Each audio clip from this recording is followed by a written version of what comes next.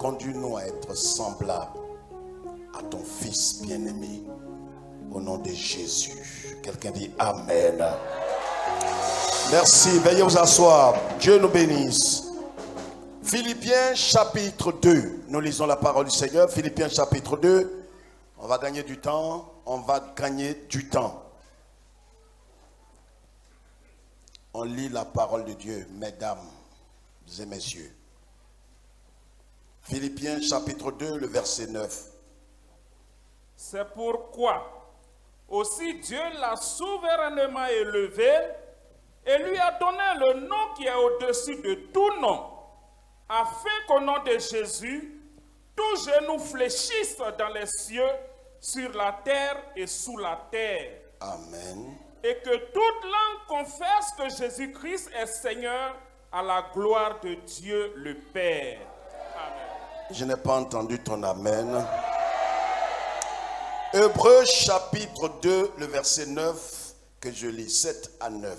Nous restons debout et nous lisons. Or, je lis à partir du verset 6, quelqu'un a rendu quelque part ce témoignage, qu'est-ce que l'homme, pour que tu te souviennes de lui, ou le Fils de l'homme, pour que tu prennes soin de lui. Verset 7. Tu l'as abaissé pour un temps, pour un peu de temps, au-dessous des anges. Tu l'as couronné de gloire et d'honneur. Tu as mis toutes choses sous ses pieds. Amen. Veuillez vous asseoir. Notre thème, le sous-thème que nous sommes en train de voir, l'humiliation, une facette de l'élévation divine. Vous savez, mes frères, on ne peut pas parler de couronne d'élévation sans parler véritablement du chemin qui conduit à l'élévation. Dieu n'élève pas tout le monde. Mais pour que Dieu élève une personne, il faut que la personne accepte d'être abaissée. Parce qu'en vérité, c'est ce qui est abaissé, ce qui est brisé, que Dieu, dans son amour, élève. Est-ce que quelqu'un me suit? C'est pourquoi ici, nous avons lu au sujet de notre Seigneur, la Bible dit, c'est pourquoi Dieu l'a souverainement élevé et lui a donné le nom qui est au-dessus de tous les noms, afin qu'au nom de Jésus-Christ, tout genou dans les cieux et sur la terre fléchisse. Donc ça veut dire que Jésus n'a pas reçu ce nom simplement parce qu'il est venu de la part de Dieu. Mais il a reçu ce nom parce qu'il a été abaissé. Il a été à un certain moment humilié. Il a été à un certain moment brisé. C'est un chemin inévitable. C'est un chemin inéluctable aussi. On ne peut pas prétendre aller vers le sommet sans passer par la vallée. Quand un homme veut aller au sommet, il descendra inévitablement dans la vallée d'abord.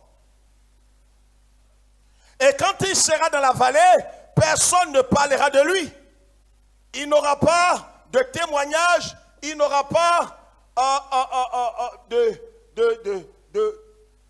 félicitations, personne ne parlera de lui. Parce qu'il ne sera pas vu. Regardez ici entre ces deux micros. Regardez entre ces deux pieds de micro. Imaginez un tant soit peu qu'un homme est sur cette montagne. Et j'ai dit de regarder ici. Je ne sais pas comment tu vas comprendre si tu ne regardes pas. Donc imaginez un tant soit peu que ces deux pieds de micro sont des montagnes. En vérité, nous sommes sur une montagne aussi longtemps que nous sommes sous la conduite et la domination du péché, aussi longtemps que nous sommes sous la domination de la chair et des œuvres des ténèbres, nous sommes sur une certaine montagne. La montagne de la mort, la montagne de l'enfer, la montagne des ténèbres. Il y a toujours une hauteur. C'est pourquoi, regardez, quand Dieu nous appelle, Dieu nous dit, reprends la pente. Repentance. Ça veut dire que nous étions sur une certaine montagne. On était sur une certaine hauteur. Chacun se voyait comme le centre de la vie. Il n'y a pas de païen qui ne soit pas orgueilleux, imbu de lui-même. Tout païen est orgueilleux, imbu de lui-même et centré sur lui-même, l'égocentrisme. Et quand le Seigneur nous appelle, le Seigneur nous dit repentance. Ça veut dire descendre de ta montagne. Et quand tu descends de ta montagne, tu es automatiquement dans la vallée.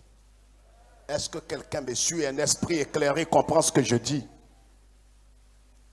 Donc quand tu te repens, en vérité, on ne parle plus de gloire. Ceux qui t'acclamaient dans le monde, tes amis, tes connaissances ne te voient plus. Est-ce que quelqu'un me suit? Quand tu empruntes le chemin de la repentance, de la conversion, il y aura un temps où personne ne va t'apprécier. Parce que tu ne ressembles plus à quelque chose. Tu rentres dans la phase de l'humiliation et de l'abaissement, de l'écrasement, du brisement. En ce moment, tu es descendu de ta montagne, de ta gloire, de ta raison, de ton idolâtrie, ton fétichisme, ton moi, et tu es maintenant dans la vallée. C'est pourquoi David dit, lorsque je suis dans la vallée, il n'y a pas un homme sensé et intelligent, un homme qui a un mandat divin, un homme qui est destiné à la vie éternelle, qui ne traverse pas sa vallée. Tout homme, et la vallée, on ne la traverse pas une seule fois pour toutes, pas comme les kamikazes. Tu peux traverser plusieurs types de vallées. Est-ce que quelqu'un me suit? S'il te plaît, ce soir, laisse quelqu'un écouter et comprendre. Et laisse son amen, c'est encore mieux. Ta bouche peut être fermée, ça ne me gêne pas. J'ai dit, celui qui est en train de comprendre ce que je suis en train de dire par l'esprit, je suis en train de dire qu'on doit descendre obligatoirement d'une certaine montagne. Et la montagne sur laquelle tu te trouves, Dieu te dit, reprends la pente. C'est de là que part repentance. Prends la pente. Donc descends dans la vallée. Et lorsque tu descends dans la vallée, ceux qui t'admiraient ne t'admirent plus. C'est pourquoi la Bible dit qu'il n'y avait pas de quoi? De beauté pour attirer nos regards. Quand tu es dans la vallée, personne ne te voit. Ceux qui étaient ici avec toi ne te voient plus. Aussi du côté de Dieu, personne ne te voit. Quand tu es en train de traverser l'homme de la vallée, tu es caché. C'est là que Dieu va te forger un caractère. Il y a des gens qui veulent toujours sur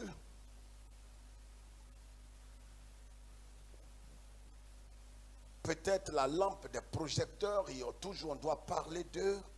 Non, il y a un temps où on ne parlera pas de toi. Il y aura un temps où personne ne dira quelque chose de bien de toi. Il y aura un temps viendra où personne ne dira quelque chose de bon de toi. Parce qu'en vérité, on ne te voit même pas. Quelqu'un dira, mais ça fait un moment, je ne t'ai pas vu. Et pourtant, tu es là, mais il ne te voit pas. Parce qu'il ne t'entend plus. Parce qu'il ne voit aucune manifestation tangible de ta vie. Ça, tu es en train de traverser la vallée. Tu rentres dans l'humiliation. Tu rentres dans ce que nous appelons l'école de Dieu. L'école de Dieu au désert. Ou bien à l'école du potier divin. Je voudrais que ce soir nous comprenions dans cette deuxième phase quelque chose de très important. Donc on voit là que le Seigneur lui-même a été abaissé pour un temps. Le Christ, le Fils du Dieu vivant. Frère, c'est pourquoi, voyez, Dieu résiste. Dieu bat le chemin. Dieu bat la destinée de tout homme qui est orgueilleux, imbu de lui. Quand quelqu'un croit avoir raison et qui pense que tout doit passer par sa modeste personne, c'est un homme maudit. C'est un homme qui ne peut pas réussir. Vous savez, un orgueilleux est pire qu'un PD. Un orgueilleux, c'est quelqu'un qui a le sentiment qu'il doit être au centre de tout. C'est pourquoi Dieu ne résiste pas aux PD. Dieu résiste aux orgueilleux. Le PD, c'est un pécheur. Mais voyez, ce qui a amené Lucifer à être ennemi, à être déclaré adversaire de Dieu, c'est parce que lui qui est un ange, il est rempli d'orgueil. Quand un homme orgueilleux, il est capable de tout. Un orgueilleux, c'est quelqu'un qui ne sait pas qu'il est orgueilleux. C'est le seul péché où quand tu es dedans, tu ne sais pas que tu es dedans. Nous allons voir l'histoire de notre Seigneur lui-même. La Bible dit, lui qui est Dieu Tout-Puissant, il s'est dépouillé lui-même. Et c'est pourquoi j'ai dit tout à l'heure que je vais vous expliquer deux choses. Vous savez, dans l'humiliation, Dieu qui a prévu de grandes choses de bénédiction, qui n'est suivi d'aucun chagrin, qui a prévu des choses énormes pour notre destinée, pour notre vie ici-bas et pour l'éternité, il ne peut pas nous accorder ces choses s'il ne voit pas de brisement dans notre vie. Et comme il nous aime, et si nous ne décidons pas, parce qu'il y a deux formes d'humiliation, il y a l'humiliation que toi-même tu t'imposes volontairement, c'est ce que le Seigneur a fait. Et quand tu ne veux pas, et tu n'as pas l'intention de t'humilier toi-même, le Seigneur sera dans l'obligation de t'humilier. Il est dans l'obligation de t'abaisser, de te briser, de te jeter dans la poussière parce qu'il n'a pas d'autre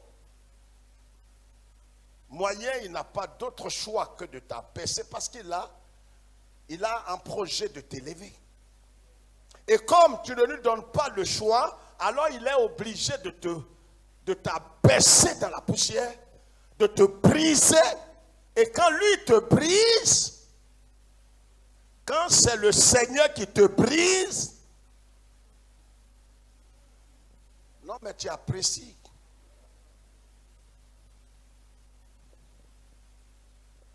Pourquoi est-ce que dimanche nous avons vu que les 24 vieillards délibérément, volontairement, ce qu'ils ont reçu de Dieu, eux-mêmes, ils décident de jeter cela quand il s'agit d'adorer, de vénérer, de salmodier le Créateur qui est assis sur le trône. Dès l'instant, et pourtant ils ont reçu ces choses. Voyez tous ceux qui sont parvenus à la perfection, ceux qui sont rentrés dans la gloire, qui sont devenus des esprits glorifiés, ils ont compris cela. L'apôtre Paul était ici-bas, il a renoncé à sa vie, il a renoncé à son honneur, à sa réputation, à son intelligence. Il a renoncé à tout et il a compris qu'en vérité, là où il est prêt à subir toutes sortes d'humiliations. Au soir de sa vie, il dira en Philippiens chapitre 3, il dit, mon but, ma pensée la plus élevée, la plus profonde, est de connaître Christ. Connaître la puissance de sa résurrection. En faisant quoi? En acceptant de faire quoi? De mourir à lui-même. D'être humilié. Il n'y a pas d'humilité sans humiliation. Si quelqu'un vous dit qu'il est humble, c'est qu'il est passé par le creuset de l'humiliation. Quand quelqu'un n'est pas passé par le creuset de l'humiliation, il ne sera jamais humble. Quand vous voyez quelqu'un qui est humble, c'est qu'il a traversé des hauts et des bas. C'est quelqu'un qui est rentré dans le moule de Dieu. C'est quelqu'un qui est passé par des processus. Quelqu'un qui a été façonné, abaissé par Dieu, nettoyé par Dieu. Au point où ce qu'il croit posséder en propre, il vous dira qu'en vérité, je n'ai aucun don. Quand vous voyez quelqu'un à ce niveau, c'est que Dieu a fait passer cet individu à son école. Mais quand vous voyez quelqu'un qui a ses mains dans ses poches, un imbu, un sorcier évangélique, qui croit savoir tout, il vous dira j'ai 4 dons spirituels. Et, tu vois, j'ai le don de délivrer et de guérir. Méfiez-vous de lui. C'est le neveu de mystère Satan. Tu n'as aucun don. Le don que ta mère, en te mettant au monde, t'a légué, c'est le mensonge, le vol, le mal. C'est ce que tu as, c'est ce que j'ai. Ce que tu as reçu, en vérité, tu ne l'avais pas. Tu l'as reçu. Et en vérité, si quelque chose de bon se fait au travers de toi, ce n'est pas toi. C'est l'esprit qui est en toi qui fait le bien. Donc tu n'as pas la... Si tu as la sagesse, tu ne diras pas j'ai fait ça. Parce que toi, naturellement, tu ne fais pas le bien. Est-ce que quelqu'un me comprend de ces deux oreilles? Tu ne fais pas le bien. Tu es méchant. Tu es comme l'excrément humain. Moi aussi, je suis comme l'excrément humain. Il n'y a rien de bon dans l'excrément. Un esprit intelligent, il ne dira pas, donnez-moi quelque chose dans l'excrément humain. Il va filtrer l'excrément humain. C'est être pire qu'un inintelligent. L'apôtre Paul dit, il n'y a rien de bon en moi. Mais des gens vous diront, mais il y a quelque chose de bon. Regarde ce qui est bon en moi. Non, il est aveugle, celui qui dit ça. Il n'y a rien de bon en toi. C'est pourquoi aujourd'hui, si tu commences à aimer de l'amour agapé, qui est de l'amour inconditionnel, ça ne vient pas de toi. C'est que Dieu t'a sauvé. C'est le signe qu'une nature divine est rentrée en toi. C'est que la vie Zoé, qui n'a ni commencement à pénétrer ton cœur, tu as reçu la nature de Dieu. Ça ne vient pas. Toi, tu ne peux pas aimer. Tu ne peux pas pardonner. Si tu pardonnes, c'est qu'il y a une nouvelle nature qui est en toi, qui fait ce travail. Est-ce que quelqu'un me suit? C'est l'autre facette de l'élévation divine. C'est comme une pièce de monnaie. Vous allez prendre une pièce, vous allez voir que la pièce a 2 facettes. 2 faces, 2 facettes.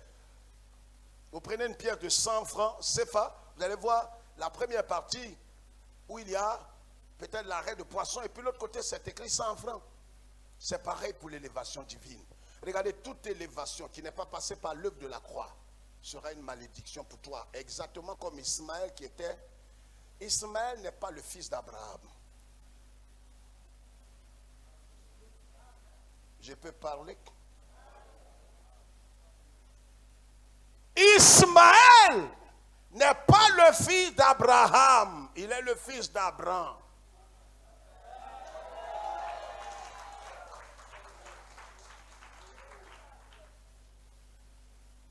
Et quand Abraham n'avait pas encore été transformé, il ne marche pas encore, selon Genèse chapitre 17, il ne marche pas devant la face. L'Éternel lui dit, marche devant ma face et sois intègre. Il était dans les petits combines. C'est là qu'il allait prendre sa servante et puis ils ont fait ce semblant de miracle, cette forme hideuse de bénédiction. Il y a des mariages, il y a des enfantements, il y a des guérisons, il y a des promotions qui semblent être une bénédiction venue de Dieu.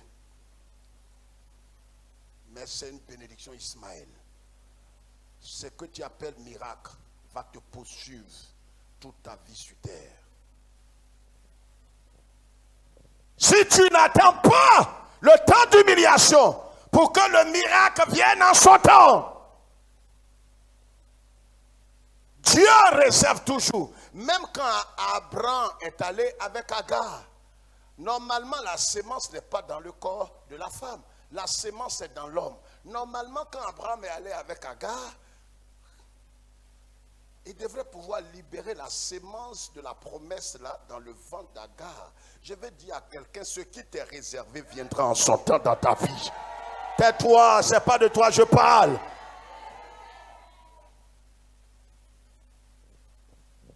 L'abaissement est inévitable. C'est pourquoi si tu es en train de traverser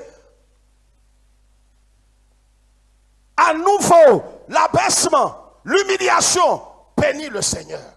Christ a été abaissé. Lui qui est Dieu dans le ciel, quand il est descendu sur terre, il était Dieu. Mais il s'est dépouillé de toute sa gloire, de tout son honneur, de sa réputation. Il est descendu sur terre. Et la Bible dit qu'il se comportait comme un serviteur esclave. Et il est mort de la mort la plus cruelle qu'aucun homme n'ait connue, la mort de la croix. Jésus était déshabillé tout nu, contrairement à ce qu'on nous montre dans les films de Jésus. Il a subi l'humiliation la plus grande que la terre n'ait jamais connue. C'est pourquoi Dieu lui a donné le nom qui est au-dessus de tous les noms dans le ciel, sur la terre et sous la terre. C'est pourquoi au nom de Jésus, quand vous dites, même quand un sorcier dit au nom de Jésus, les démons fuient d'abord. Ils ne cherchent pas à savoir qui a prononcé le nom. Le problème, ce n'est pas qui a prononcé le nom. Le problème, c'est qu'est-ce qui a été prononcé.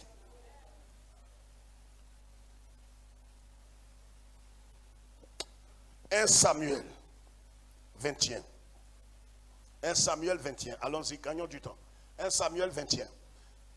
Donc, on a compris ce soir, il faut retenir qu'il y a deux formes d'humiliation. Il y a l'humiliation volontaire et puis l'humiliation forcée. Il faut écrire ça. Ne sois pas orgueilleux. Quand vous venez à l'école des disciples de Christ, quand vous n'avez pas de cahier, il faut rester chez vous. Tu es un vrai orgueilleux. Allons-y. 1 Samuel 21. Vous voyez verset 12. Gagnons du temps, pasteur. David prit à cœur ces paroles et il eut une grande crainte d'Achish. Je voudrais que vous suivez très bien. Voilà l'homme selon le cœur de Dieu. On ne cessera jamais de parler de David. Si on parle de son fils, le Seigneur Jésus-Christ, on ne pourra pas s'empêcher de parler du roi David. L'homme selon, de tous les prophètes et de tous les êtres humains, Dieu dit de David, il n'était pas parfait, mais Dieu dit de lui qu'il est l'homme selon son cœur. Est-ce que quelqu'un m'entend? Oh, s'il te plaît, si tu peux laisser ton voisin répondre. Est-ce que quelqu'un m'entend? L'homme selon le cœur de Dieu, il a rejeté un roi à la personne de Saül pour choisir David. Pendant que David lui-même était rejeté par ses frères, par sa mère, par son père, David n'était pas aimé dans sa maison. Il était le 8e enfant. Et c'est lui, à 13 ans déjà, 13 ou 14 ans, on l'envoie déjà en brousse, là où se trouvent les ours et les lions. Vous savez, quand vous n'êtes pas aimé dans une maison, c'est vous qui faites les corvées les plus bizarres. Mais si tu as subi toutes ces choses, c'était pour un but. Tu ne savais pas que Dieu était en train de te forger, te donner un caractère, te donner une personnalité pour que tu sois dans ce foyer aujourd'hui. Tu pensais qu'on te maltraitait. Eux, ils pensaient te faire du mal. Mais ils ne savaient pas. Ils ne savaient pas qu'en vérité, le mal qu'ils étaient en train de te faire, ils étaient en train de te pousser vers ta destinée. Je vous ai expliqué ici il y a quelques années. Dieu a donné les âmes spirituelles, mais il n'a pas donné quelque chose pour le dos. C'est pourquoi vous allez entendre, il m'a tapé dans le dos. Même les païens disent jamais tu m'as tapé sur la tête. Ils disent tu m'as tapé dans le dos. Parce qu'il n'y a pas d'âme. Dieu n'a rien prévu là. Je parle. Mais c'est pour que quand quelqu'un est en train... Regarde ici. Viens, pasteur. Voyez, si ce monsieur, voyez, Dieu l'a destiné à quoi? À aller vers lui. Alors, qu'est-ce qui va se passer? Plus on le tape, plus il avance. Quand on le tape, qu'est-ce qu'il fait? Qu'est-ce qu'il fait? Apparemment, je crois que je suis en train de lui faire du mal. Mais je suis en train de l'accompagner dans sa... Oh! Est-ce que quelqu'un m'entend ce soir? C'est pourquoi, regarde, le prince. Merci. Joseph dit, vous avez décidé en Genèse 50, vous avez décidé de me faire du mal. Mais Dieu a transformé le mal. C'est pourquoi ce soir tu es là et tu dois bénir le Seigneur. Ils croient qu'ils t'ont humilié, mais ils ne savent pas qu'ils t'ont ouvert la porte pour que tu expérimentes des choses extraordinaires, des choses glorieuses. S'ils ne t'avaient pas chassé, s'ils ne t'avaient pas humilié, ils ne t'avaient pas incriminé, abaissé, traité de sorcier, tu ne serais pas là dans la révélation. Dis tout ce que Dieu fait bon. Lis, on va gagner temps. David prit à cœur ces paroles et eut une grande crainte d'Achish, roi de Gath. Il se montra comme un fou. Il fait quoi? Il se montra comme fou à leurs yeux. Il se montra comme un fou à leurs yeux. Pourquoi? Parce que les habitants de ce lieu-là ont dit, ils ont récité des paroles qui avaient été chantées par des femmes. Oh, David a tué 10 000 et puis Saül a tué 1000. Et quand David est arrivé, il était pour chasser. Il est arrivé dans ce pays, dans cette contrée. Les gens ont dit, hé, roi, le monsieur que tu vois là, c'est un prétentieux. C'est de lui que tout Israël parle en disant qu'il a tué 10 000 et que le roi, lui, qui est roi, il a tué 1000. Donc si tu ne fais pas attention qu'il reste sur ton territoire ici, il va prendre ton territoire comme une base arrière pour déstabiliser l'autre régime. Donc, il faut le chasser. Et il ne faut même pas le chasser, il faut qu'on le tue. Quand David a entendu ça, oh, Dieu était avec David. Et regarde, dans l'humiliation, à l'école du potier divin, Dieu est là. Mais quand les épreuves arrivent, il fait comme s'il ne te voit pas. Tu vas traiter ça toi seul. Est-ce que quelqu'un m'entend? Alors, David, il reçoit une illumination et il se prend pour un fou. Pour la première fois, un roi choisi, oint par Dieu, se comporte comme un fou. Regarde, des situations vont te conduire dans une attitude de folie. Tellement tu seras abaissé que les gens vont croire que tu as perdu la raison. Parce que tu seras en train de faire des choses bizarres. Comment on peut voir quelqu'un à un chaussure en plein midi sur sa tête et puis des bagages à la main, on vient de te chasser de ta maison. Quelqu'un va te dire, madame, ça va? Tu vois, ça c'est combien? Il dit 5. Ça c'est combien? Parce qu'il ne te voit plus comme quelqu'un qui a toutes ses facultés. Je suis en train de dire à quelqu'un, il y a un chemin par lequel Dieu va te faire passer. Et le chemin là, à un certain moment, tu vas oublier que Dieu t'aime encore. Parce que tu n'as aucun sentiment, aucune révélation que si Dieu t'aimait encore, comment tu peux traverser une humiliation au point où les gens te considèrent comme fou? Des bambins, des gens qui n'ont aucune sagesse, ils peuvent s'adresser à toi, ils te parlent comme quelqu'un qui n'a pas de valeur. Est-ce que quelqu'un me suit ce soir? Des gens qui n'ont même pas ton niveau, peut-être qu'ils n'ont même pas l'âge de tes enfants. Ils vont te traiter comme un moins que rien. Mais tu dois accepter. David, le bien-aimé de l'Éternel, l'homme que Dieu a choisi, qui a reçu 3 fois l'onction, le seul qui est capable d'entrer dans le tabernacle et prendre les pains de proposition. Il mange. Les gens lui disent, on ne fait pas ça, c'est interdit. Il dit, il faut laisser. Je porte en moi une sémence. Le Shiloh est dans mes reins. Alors si Dieu me tue, c'est qu'il m'a tué en même temps et le Shiloh. Tu sais, quand tu as la promesse de Dieu, ceux qui sont autour de toi vont te traiter de fou. Parce qu'on dit, n'allez pas là-bas, c'est là-bas même tu t'en vas. On dit, les sorciers ont envahi ton village. Tu dis, la semaine, le week-end, je suis là-bas au village. Je parle à quelqu'un. Non, tout le monde ne peut pas dire amen dans ça. On a qu'à être honnête, non. Ça fait combien d'années tu es ici? Ton village, c'est derrière Sikensi, là, et tu es allé là-bas? David joue les fous pour sauver sa vie. Il y a des circonstances qui vont t'amener dans l'humiliation profonde, où les gens vont penser que tu as perdu la raison. C'est pas que tu fais exprès. Allez jusqu'à demander, vraiment, est-ce que vous avez quelqu'un ici dans la cour à Kumaji? À Guinva. Mais on dit à Guinva, même si on dit la vieille, à Guinva est toujours 50. Dis, ah, j'ai pas pu avoir ça. C'est-à-dire ton humiliation devient profonde. C'est-à-dire ton humiliation prend une dimension en largeur et en longueur et en profondeur et en hauteur. À la fin, toi-même, tu te demandes si tu as encore de la valeur. Parce que tout le monde, même tes propres amis, des gens qui te considéraient, tu vas les appeler, ils ne décrochent plus. Je parle à quelqu'un. C'est que tu es rentré dans la phase. Tu es à l'école de Dieu, à l'école du potier divin. Dieu est en train de faire son œuvre. Parce que toi-même, tu veux souvent t'énerver, dire, mais c'est quoi? Il se prend pour qui? Pourquoi je l'appelle et puis il ne décroche pas? Seigneur, moi, toi qui? C'est à cause de ta petite poitrine là, tu frappes, c'est pourquoi Dieu persiste. Les épreuves vont continuer. Il faut que tu dises, Seigneur, me voici. Finis-moi. Nettoie-moi. Je suis trop impu de moi. Dieu là, quand il te livre, toi-même, ceux qui voulaient te faire là, c'est quand tu fuis qu'il t'attrape.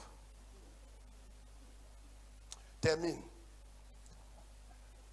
Vas-y.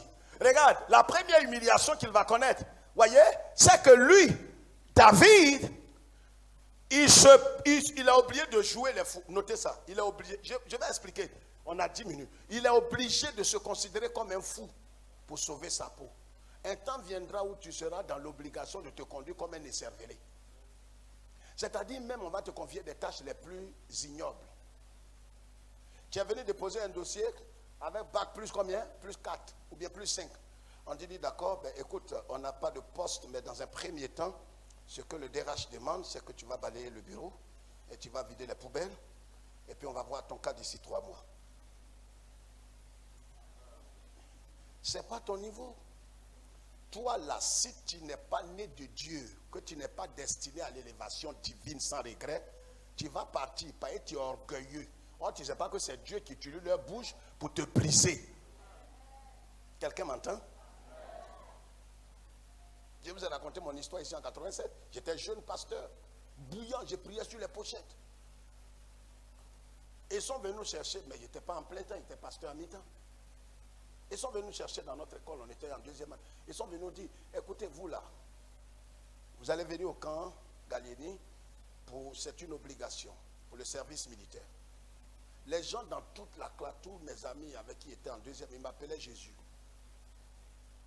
Quand on est arrivé au camp Gallieni, je pensais que c'est une petite visite. Vous voyez un peu ce que je dis? Une visite un peu, voilà, hein? Voilà, on vous regarde dans les yeux, et tout ça et tout. Arrivé là-bas, il y a une femme militaire. Elle dit là où vous êtes là-bas là. Oui, monsieur! On gagne du temps. Tout nu. Comment ça tout nu? Moi, je suis un fils de Dieu, je suis un homme de Dieu. La Bible dit que mon corps est le temple du... On dit mon frère, ici là, va, enlève ton kaki, enlève, parce que la femme, si elle te trouve là où tu es, tout nu, on ne met pas main sur sexe, on s'arrête comme ça. Tous les païens là, c'est de moi, ils se moquaient. Tiens, Jésus, ah, aujourd'hui là, tu es devenu comme vrai Jésus. Hein? Ton collègue qu'on a crucifié là, tu ne peux pas rire. Je ne savais pas que c'est ce qu'on partait faire. Et comme si cela ne suffisait pas, la dame là nous commande de courir. Et t'imagines. Ah, Amina.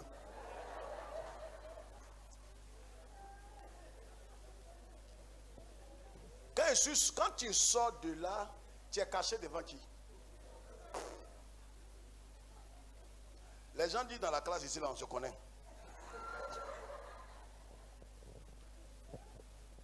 Ceux qui ne sont pas circoncis, ceux qui sont circoncis. Nous, on a été circoncis depuis petit. Donc, ceux qui ne sont pas circoncis, mais la honte. La dame militaire, là, elle vient. Qu'est-ce que c'est que ça? Attends. Femme, va soulever ton prince. Gare à toi si ce qui est dans ta tête là sort. Voyez, il y a plusieurs voies. Il y a des chemins d'humiliation où Dieu va te faire passer.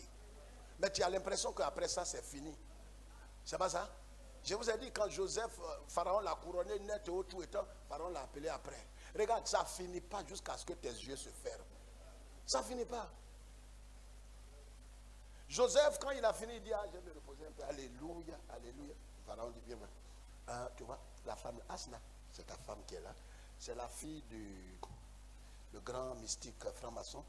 Sa fille directe qui est là. Il fait quoi elle, celle-là? Donc vous êtes sur moi encore. Et son papa s'appelle Potiphera. Ça te dit quelque chose? Oui. Ça ne va pas finir. Il ne faut pas dire non, je vais prendre 29 jours de jeûne. Je vais finir avec toutes les attentes. Au contraire, tu les appelles tous. Parce qu'il dit non, il vient de finir avec ceux qui sont là-bas. Gagnons temps, allons dans sa maison. Mais je t'annonce que tu es plus que vainqueur. Je peux te dire quelque chose. Écoute, s'il n'y a plus de combat sur ta vie, c'est que tu es mort. C'est que spirituellement, tu n'es pas un Dieu. Le diable n'attaque que ceux qui ont la vie éternelle. C'est pourquoi s'il n'y a plus de lutte dans ton cœur, c'est que le Saint-Esprit n'est pas là-bas. Parce que quand tu étais païen, il n'y avait pas de lutte. Mais si tu vois que tu es tenté, c'est parce que tu es encore vivant. Est-ce que quelqu'un comprend? Tu es là comme ça, dit André, regarde Beaufort. Les gens boivent. Tu sais, Beaufort, tu bois, tu verses comme ça. C'est Beaufort, tu bois, tu verses comme ça. Mais il boit et puis il verse là. Qu'est-ce que tu vas boire dedans? Toi-même, tu es là. On dit Beaufort, la bière de l'homme fort. Mais l'homme fort, c'est qui? C'est Satan. C'est Satan, la Bible appelle l'homme fort. C'est son jus qui est là. Lis la suite, on va partir. Oh, vas-y vite, accélère, aide-moi, pasteur. Il se montra comme fou à leurs yeux. Vas-y. Et fit devant eux des extravagances. Il faisait des marques sur les battants des portes. Et il laissait couler sa salive sur sa barbe. Regardez un homme qui est oué. Est-ce que quelqu'un comprend l'humiliation? Regarde, l'humiliation dans laquelle Dieu va te faire passer. Parce que toi-même, tu n'as pas voulu t'humilier, mais il va utiliser toutes sortes de choses. David, là, Dieu est en train de... C'est pourquoi David, il est le seul qui a dit l'Éternel est mon berger. Après lui, il n'y a pas quelqu'un qui a dit ça. Parce que Dieu a fini avec David. Il a nettoyé du nord au sud, de l'est à l'ouest. Là où David est là, il est fini. Quand quelqu'un arrive au point où il n'a plus peur de quelque chose, c'est cela que Dieu prend. Parce qu'il est fini. Il n'a son devant, derrière, là, c'est ça qui est là, là. Il n'a plus rien. Il ne sait plus quoi sur ça appuyer. Il n'a plus d'appui. Si Jésus n'apparaît pas, il est fini. Or, Jésus veut qu'on soit dépendant de lui. Tant que tu as encore un peu de ressources, il te frappe ou il va te frapper. Jusqu'à ce que tu dis, Seigneur, je n'ai plus rien. Il dit, maintenant, on va commencer. C'est ce que j'attendais. Tu es encore fangant. Mais il va enlever fangant en toi. Regarde comment le roi qui a été choisi, il laisse couler sa salive.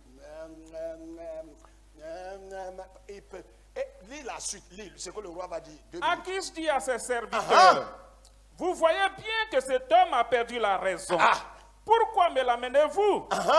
Est-ce que je manque de fou pour que vous m'ameniez celui-ci et me rendiez témoin de ses extravagances? Vas-y. Faut-il qu'il entre dans ma maison? David partit de là et se sauva dans la caverne d'Adullam. Deuxième chose, non seulement il jouait les fous, deuxième chose, tu n'auras plus, on peut t'arracher tout. Malgré l'onction sur ta vie, malgré la grâce de Dieu, malgré la capacité, les dons que Dieu t'a fait, un temps viendra où tu peux ne pas avoir de logis. David quitte, au lieu d'être au palais, il est dans une caverne. Deuxième point, la caverne d'Adullam.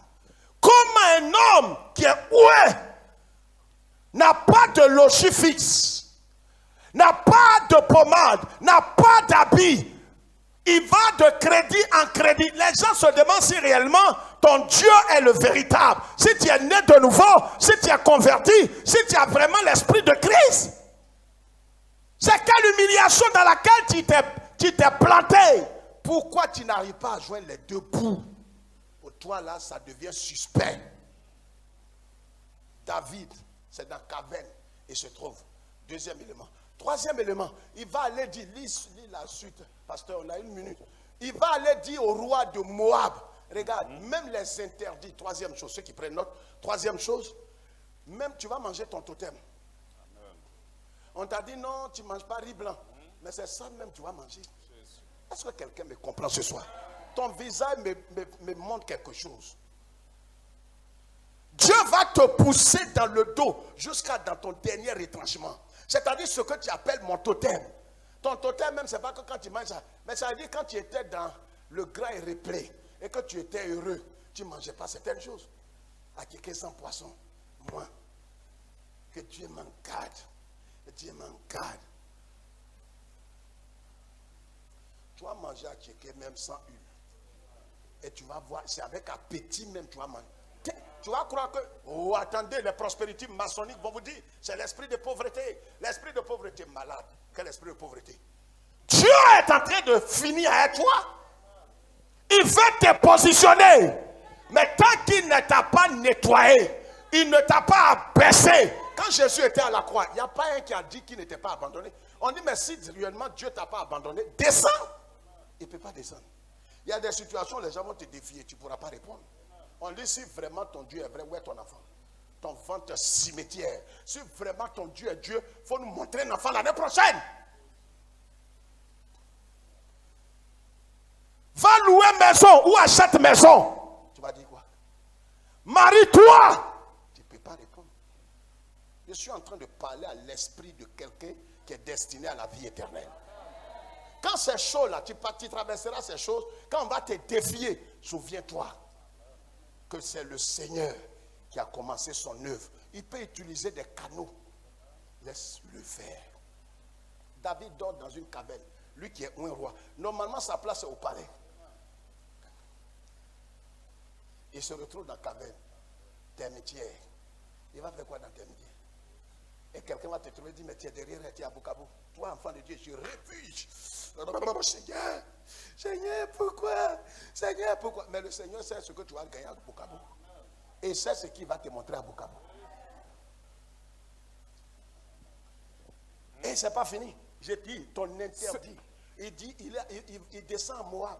Moab a été maudit depuis belle lurette. Mais tellement David a des ennuis. C'est-à-dire, il y a des païens chez qui tu ne devrais jamais aller, des musulmans, des sorciers, des bossonistes, des gens qui adorent fétiche. Mais on t'a chassé de ta maison.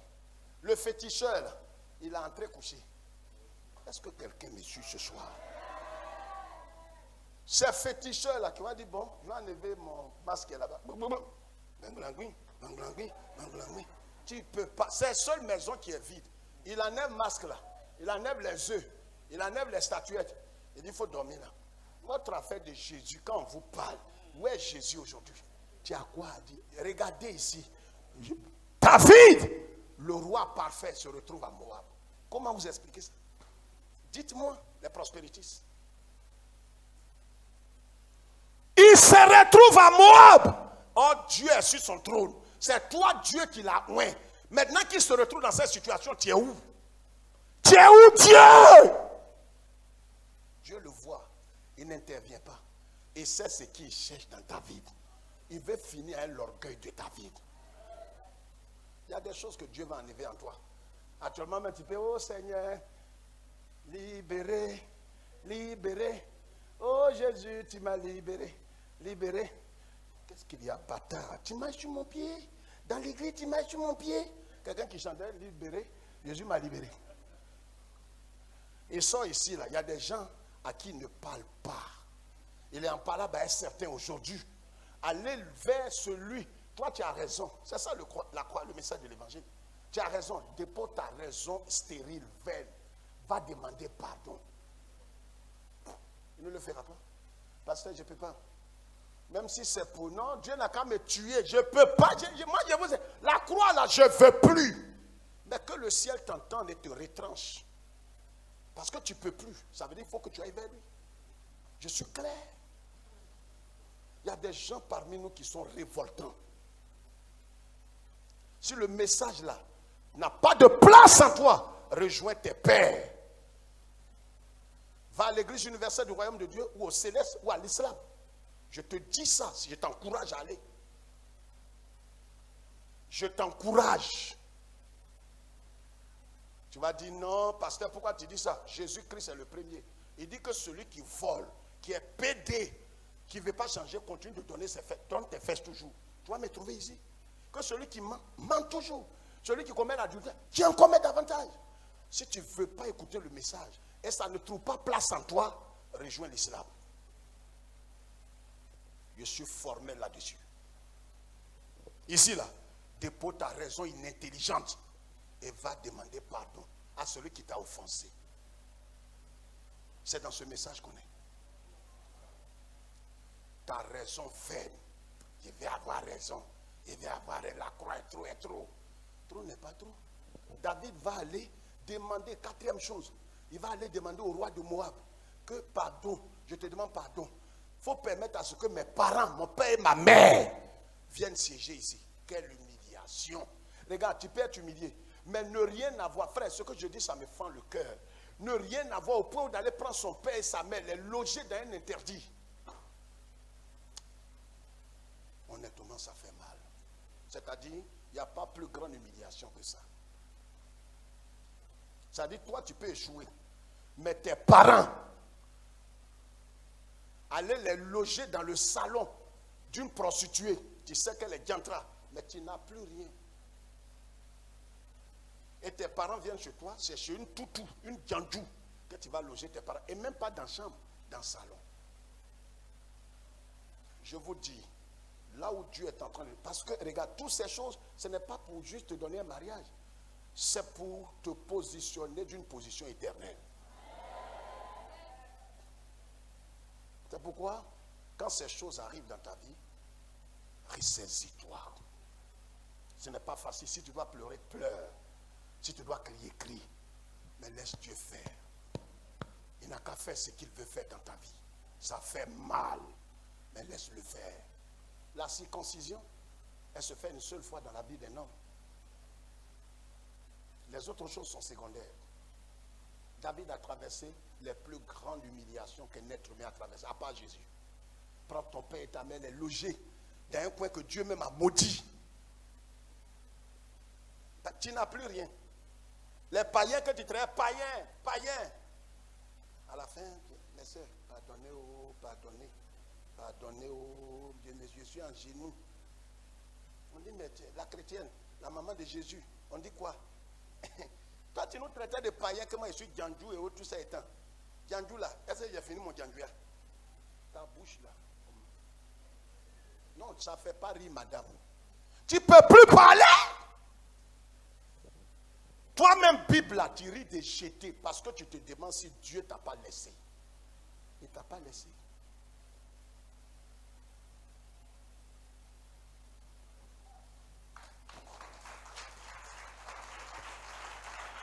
Que Dieu soit avec nous.